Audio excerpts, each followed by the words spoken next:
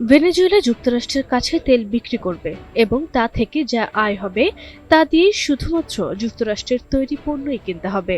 এই পরিকল্পনা যুক্তরাষ্ট্র ভেনেজুয়েলার নতুন তেল চুক্তির অংশ, যা দুই দেশের সম্পর্ককে নতুনভাবে সংজ্ঞায়িত করতে পারে।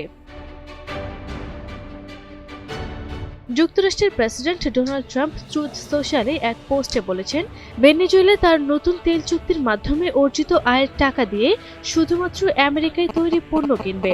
ট্রাম্প লিখেছেন, এই ক্রয়ের মধ্যে থাকছে আমেরিকান কৃষিপণ্য, ঔষধ, চিকিৎসার ডিভাইস এবং ভেনেজুয়েলার বিদ্যুৎ জাল ও শক্তি অবকাঠামো উন্নয়ন করার জন্য প্রয়োজনীয় যন্ত্রপাতি।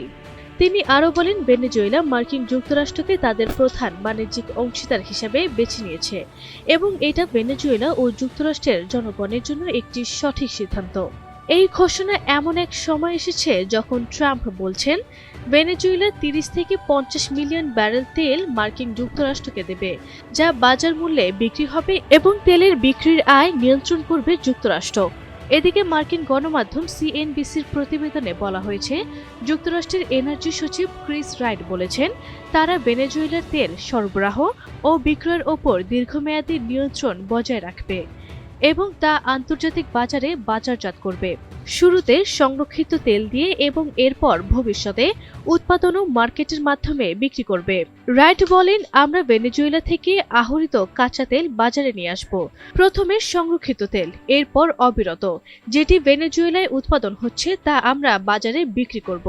তিনি আরও বলেন, মার্কিন যুক্তরাষ্ট্রের কাছে তেল বিক্রির উপর নিয়ন্ত্রণ থাকা দরকার, যাতে তারা দেশের অভ্যন্তরীণ পরিবর্তনগুলো দ্রুত এগিয়ে নিতে পারে। রাইট জানান, তেল বিক্রির আয় যুক্তরাষ্ট্রের নিয়ন্ত্রণাধীন অ্যাকাউন্টে জমা থাকবে, কিন্তু পরে সেই তহবিল ভেনেজুয়েলায় ফিরে আনা হবে, যাতে সাধারণ মানুষ উপকৃত হয়। তিনি আরও বলেন, আমরা তেল নিচ্ছি না, বরং তেলের আয় আবার ভেনেজুয়েলাতে পাঠানো হবে, যাতে দেশটির জনগণ লাভবান হয়।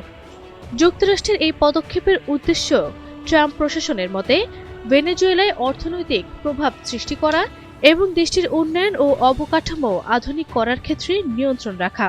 এতে দুই দেশের মধ্যে নতুন বাণিজ্যিক সম্পর্ক গড়ে উঠলেও রাজনৈতিক বিশ্লেষকরা সতর্ক করে বলছেন, এ ধরনের নির্ভরশীলতা ভেনেজুয়েলার জন্য স্বাধীন নীতি প্রয়োগে সীমাবদ্ধতা আনতে পারে।